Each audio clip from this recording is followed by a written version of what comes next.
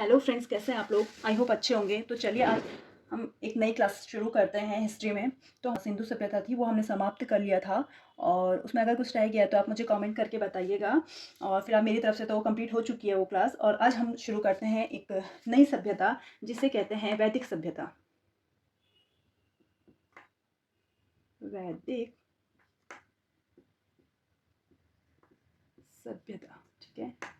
तो जो वैदिक सभ्यता है इसका जो कालक्रम है वो है 1500 ईसा पूर्व से 600 ईसा पूर्व तक, ठीक है। तो ये है वैदिक सभ्यता। इसके दो पार्ट हैं। एक है ऋग्वैदिक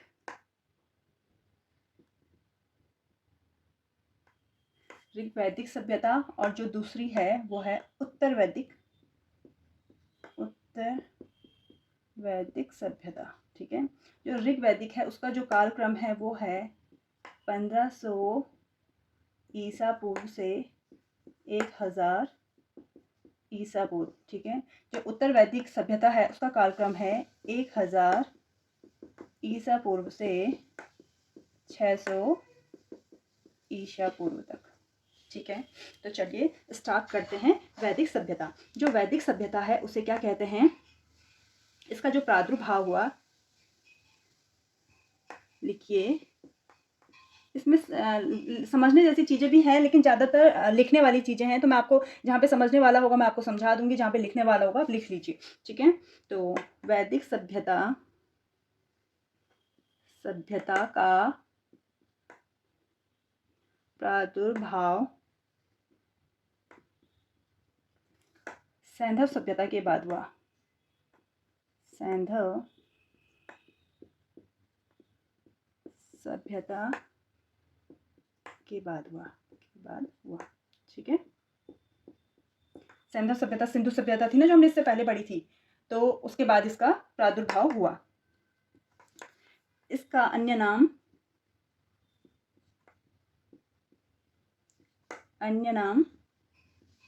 आर्य सभ्यता भी है। आर्य सभ्यता भी है, ठीक है। इसे आर्य सभ्यता भी कहते हैं। जो ये वैदिक सभ्यता है, वैदिक सभ्य आप पूरा लिखिएगा, मैं शॉर्ट में बताती जाती हूँ। वैदिक सभ्यता है, इसकी जो जानकारी मिलती है वो वेदों से मिलती है।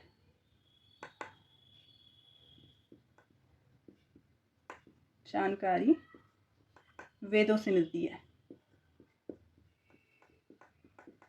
4 वेद है ना, ऋग्वेद, यजुर्वेद, सामवेद, अथर्ववेद, ठीक है। तो ये 4 वेद हैं, इन वेदों से जानकारी मिलती है वैदिक सभ्यता की, ठीक है। वैदिक सभ्यता में ही वेदों की रचना हुई थी, ठीक है। लिख लेते हैं ये भी। वेदों की रचना इसी समय हुई है,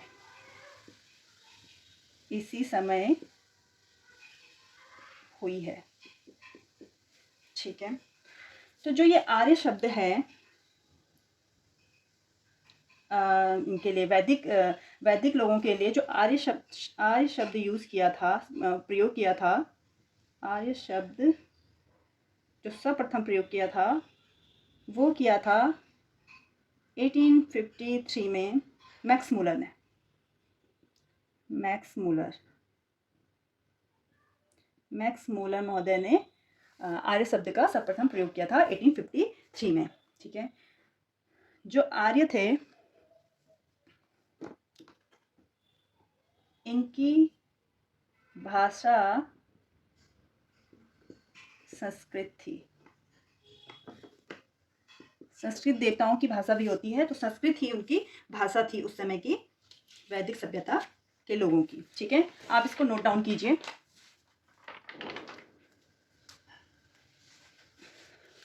तो मैंने जैसे बताया ऋग वैदिक सभ्यता है और दूसरा है उत्तर वैदिक सभ्यता। तो पहले हम पढ़ेंगे ऋग वैदिक सभ्यता के बारे में, ठीक है। ऋग वैदिक सभ्यता। तो जो ऋग वैदिक सभ्यता है इसकी जानकारी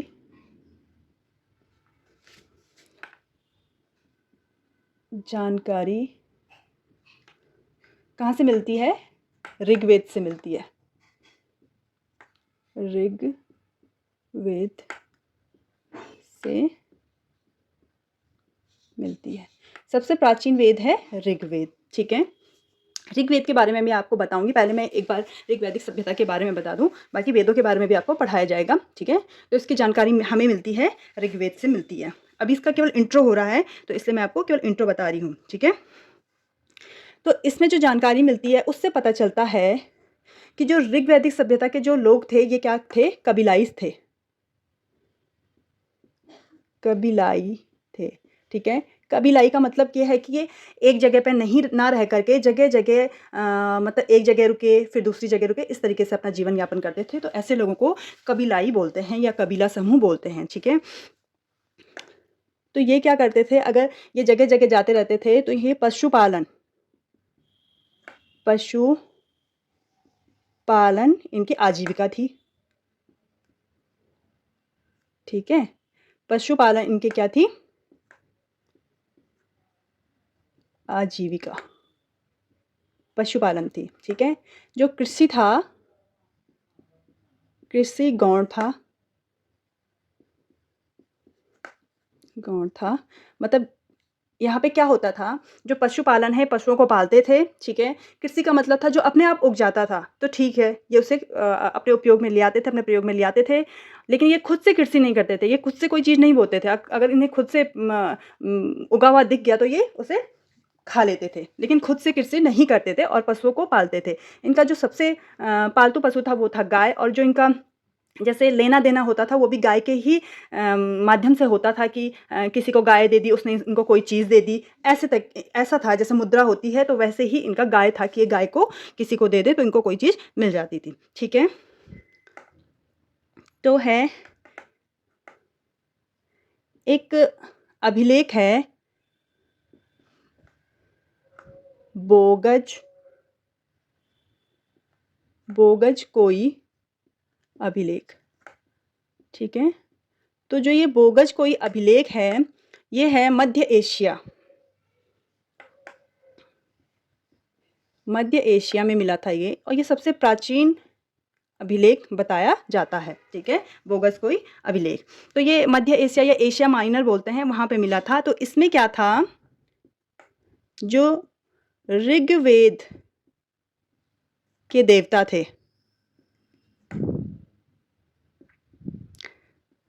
थे, उनमें से थे जैसे इंद्र, वरुण, मित्र और नासत्य। इनका उल्लेख मिलता है, किसमें मिलता है? बोगस कोई अभिलेख में, जो सबसे प्राचीन है। ठीक है, तो इस चीज से क्या अनुमान लगाया जाता है? इससे अनुमान लगाया जाता है कि जो बोगस कोई अभिलेख में ऋग्वेद के देवता हैं, जो इंद्र, वरुण, मित्र, नासत्य, इनका वर्णन मिलता है, तो संभव तो जो आर्य लोग थे ये कहाँ से आए थे? ये ईरान से आए थे।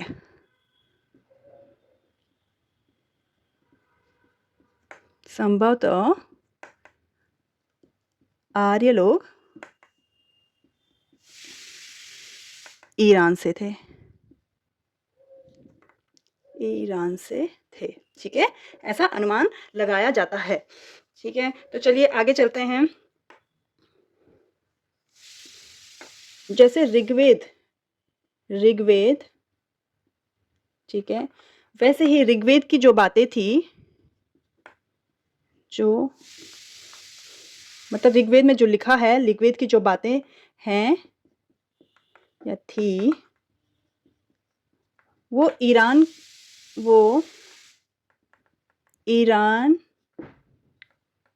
के प्राचीन ग्रंथ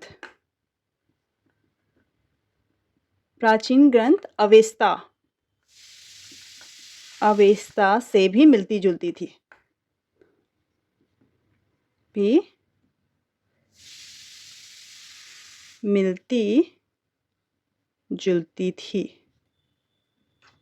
ठीक है, ये क्या था, एक ईरानी प्राचीनतम ईरानी ग्रंथ था, ईरानी भाषा में लिखा गया ग्रंथ था, तो ईरानी ग्रंथ हुआ।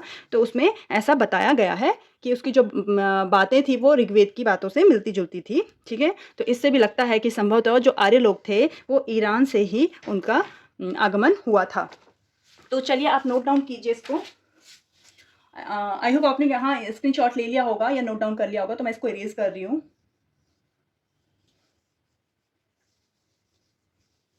आज जितना हो पाएगा उतना कर देंगे, और जो बाकी रह जाएगा तो हम धीरे धीरे नेक्स्ट क्लास में उसे कंप्लीट कर देंगे, क्योंकि एक क्लास में ये काफ़ी बड़ा चैप्टर है और काफ़ी चीज़ें हैं इसमें, तो ये एक क्लास में कंप्लीट नहीं हो सकता है। ठीक है, जो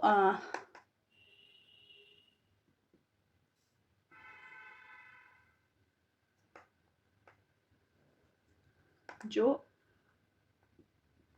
आर्य थे, अब आर्य लोग कहाँ से आए थे, मैंने आपको बताया ये संभावना अनुमान लगाए जा रहे हैं कि ये वहाँ से आए होंगे, ये यहाँ से। तो इसी प्रकार से ऐसा पूछा जाता है कि किसने कहाँ के लिए बोला था कि कहाँ से आए थे, तो वही हम यहाँ पढ़ेंगे कि जो आर्य लोग थे, आर्य लोगों का मूल स्थान कहाँ बताया गया है। ठीक है, मूल स्थान से संबंधित तथ्य सॉरी तथ्य। ठीक है, कि आर्य लोग कहाँ से आए थे, किसने क्या बोला है, कौन से इतिहासकार ने क्या बताया है कि कहाँ से आए थे। ठीक है, तो इनको कहा गया था, तिब्बत के मूल निवासी बताया गया था कि ये तिब्बत से आए थे, तिब्बत के निवासी। तो ये तिब्बत के निवासी किसने कहा था इनको, तो ये थे हमारे दयानंद सरस्वती जी, दयानंद सरस्वती, जो दयानंद जिन्होंने आर्य समाज की स्थापना की थी 1875 में, वही दयानंद सरस्वती जी हैं ये। ठीक है, जिन्होंने कहा था वेदों की ओर लौटो, ये वही दयानंद सरस्वती है। जिन्होंने पाखंड खंडनी पताका लहराई थी, ये वही दयानंद सरस्वती जी हैं। ठीक है, चलिए फिर एक हमारे आए जिन्होंने कहा कि जो आर्य लोग थे ये उत्तरी ध्रुव के निवासी हैं। ठीक है, अब ये महानुभाव थे हमारे बाल गंगाधर तिलक, बाल गंगाधर तिलक। ठीक है, तिलक जी जब जेल में थे तो तिलक जी ने एक बुक लिखी थी जिसका नाम था the Arctic home of Arya. उसी में इन्होंने बताया है कि ये उत्तरी ध्रुव के निवासी थे। ठीक है, किसने, बाल गंगाधर तिलक। बाल गंगाधर तिलक हमारे जो उग्रवादी समूह था उसके सदस्य थे, उग्रवादी नेता थे। ठीक है, चलिए आगे चलते हैं। फिर आए हमारे एक नए महानुभाव, और वो उन्होंने कहा कि जो आर्य लोग थे वो थे सप्त सैंधव प्रदेश के निवासी, ठीक है, कहा आर्य लोग सप्त सैंधव प्रदेश के निवासी थे। तो ये जो महानुभाव थे ये थे डॉक्टर अविनाश चंद्र दास, डॉक्टर अविनाश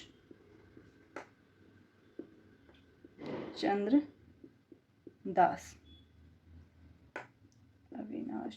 दास। ठीक है, तो इन्होंने क्या बोला था कि आए थे सप्त सैंधव प्रदेश से। फिर हमारे एक नए महानुभाव आए, उन्होंने कहा कि जो आर्य थे ये मध्य एशिया से आए थे, मध्य एशिया। ठीक है, मध्य एशिया से आए थे, इन्होंने ये कहा। ये हमारे कौन थे, प्रोफेसर मैक्स मूलर साहब, मैक्स मूलर। ठीक है, प्रोफेसर मैक्स मूलर ने कहा कि जो आर्य लोग थे वो मध्य एशिया से आए थे। फिर हमारे एक नए महानुभाव आए और उन्होंने कहा जो आर्य लोग थे वो ब्रह्मार्षि देश से आए थे, और ये महानुभाव थे हमारे इतिहासकार गंगनाथ झा। ठीक है, इन महानुभाव ने कहा था कि जो आर्य लोग थे वो आए थे ब्रह्मार्षि देश से। ठीक है, तो फ्रेंड्स इसमें से जो सबसे ज़्यादा प्रमाणित है वो है सप्त सैंधव प्रदेश, डॉक्टर अविनाश चंद्र दास जी का, कि जो आर्य लोग थे वो सप्त सैंधव प्रदेश से आए थे। ये ज़्यादा प्रमाणिक माना गया है। ठीक है, तो आप इसको नोट डाउन करिए।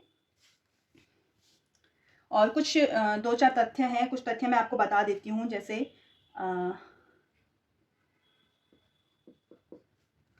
जो ऋग्वेद था,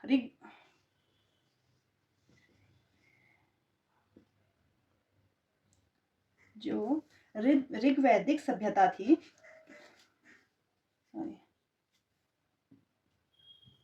ऋग्वेद में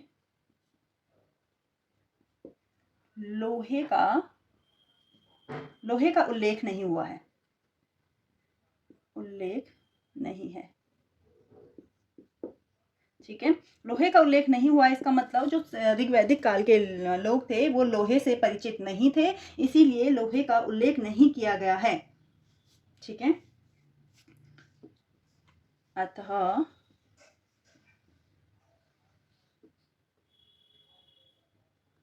आर्य लोग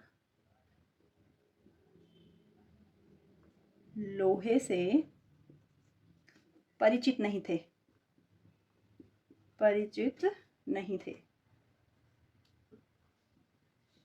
ठीक है, ये इसमें बताया गया है। तो आप इसको नोट डाउन कीजिए। आज हम इसका भौगोलिक विस्तार भी पढ़ लेते हैं। ठीक है, आई होप आपने ये नोट डाउन कर लिया होगा, और या स्क्रीनशॉट अगर नहीं किया तो स्क्रीनशॉट ले लीजिए, फिर मैं रेज कर रही हूँ उसको। चलिए फ्रेंड्स, ये बहुत बड़ा चैप्टर है, मतलब बहुत बड़ा भी है, काफ़ी बड़ा चैप्टर है, तो एक क्लास में कंप्लीट होना पॉसिबल नहीं है। और जितना मैं करा रही हूँ, मतलब अभी तो ये मतलब केवल इंट्रो चल रहा है। ठीक है, तो इसका जो भौगोलिक विस्तार था, भौगोलिक विस्तार, तो भौगोलिक विस्तार किस संदर्भ में करेंगे? जो हमारे डॉक्टर अविनाश चंद्र दास जी थे, इन्होंने कहा था कि जो आर्य लोग थे वो सप्त सैंधव प्रदेश से आए थे। तो जो सप्त सैंधव प्रदेश का कॉन्सेप्ट है ये ज़्यादा प्रमाणित हुआ था, तो इसी के आधार पर हम इनका भौगोलिक विस्तार देखेंगे। ठीक है, सप्त सैंधव प्रदेश, जो सप्त सैंधव प्रदेश है ये है मतलब जो सप्त सैंधव प्रदेश था ये 7 नदियों का क्षेत्र था। ठीक है, 7 नदियों का क्षेत्र, नदियों का क्षेत्र है ये सप्त सैंधव प्रदेश। ठीक है, तो ये 7 नदियां कौन थी? चलो पहले ये बता दियो, सप्त सैंधव प्रदेश 7 नदियों का क्षेत्र था। ठीक है, और जो सैंधव सभ्यता थी, इसका जो वर्तमान का देखा जाए तो ये अफगानिस्तान का, अफगानिस्तान, पंजाब, पश्चिमी पंजाब और यूपी। ठीक है, इन जगह पर इसका पश्चिमी यूपी। ठीक है, तो यहाँ पे इसका विस्तार देखा गया था। वर्तमान का बता रही हूँ, ये वर्तमान का जो सप्त सैंधव प्रदेश था ये 7 नदियों का क्षेत्र था। अब ये 7 नदियाँ कौन कौन सी थी तो लिखिए, एक थी आपकी सिंधु, ठीक है, दूसरी थी सरस्वती। ठीक है, तो जो वैदिक सभ्यता थी उसमें सिंधु नदी थी, सबसे महत्वपूर्ण नदी सिंधु नदी को माना गया है, और जो सबसे पवित्र नदी थी वो थी सरस्वती। ठीक है, तीसरी है सतरुदी। अब ये सतरुदी किसे कहा गया है? ये है आपकी सतलज, सतलज को सतरुदी। ठीक है, चौथी है विपासा, विपासा है यानी व्यास। पांचवी है आपकी वितस्ता, वितस्ता, सॉरी एक मिनट,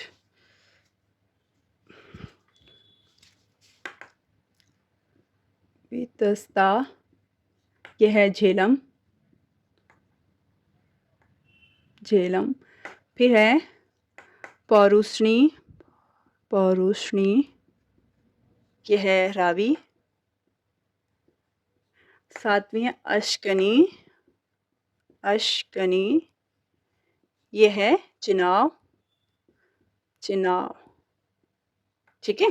तो ये नाम भी आते हैं कि सतलज को क्या कहा जाता था उस समय, व्यास को क्या कहा जाता था, या वितस्ता किसका नाम था, तो इसलिए मैंने ये दोनों चीज़ें आपको बता दी है। तो आप ये सातों नदियाँ याद करिएगा और उसके साथ-साथ इनके जो नाम वर्तमान नाम हैं वो भी याद करिएगा, ठीक है। तो ये 7 नदियाँ थी, इन 7 नदियों के क्षेत्र को सप्त सैंधव प्रदेश कहा जाता था और ये आर्यों का मूल स्थान बताया गया है सप्त सैंधव प्रदेश, ठीक है। तो चलिए आगे बढ़ते हैं। इसमें एक जिक्र हुआ है, वो हुआ है ब्रह्मावर्त का। ब्रह्मावर्त का उल्लेख हुआ है और बोला गया है कि जो आर्य लोग थे ये ब्रह्मावर्त के निवासी थे। इन्होंने, इनका जो विस्तार था वो था ब्रह्मावर्त तक कहा गया है। तो ब्रह्मावर्त किसे कहते थे? ये था सतलज से यमुना तक का क्षेत्र, ठीक है। सतलज से यमुना तक का क्षेत्र ये क्या था? ब्रह्मावर्त था, ठीक है। ये था ऋग्वेद सभ्यता का केंद्र, ऋग्वैदिक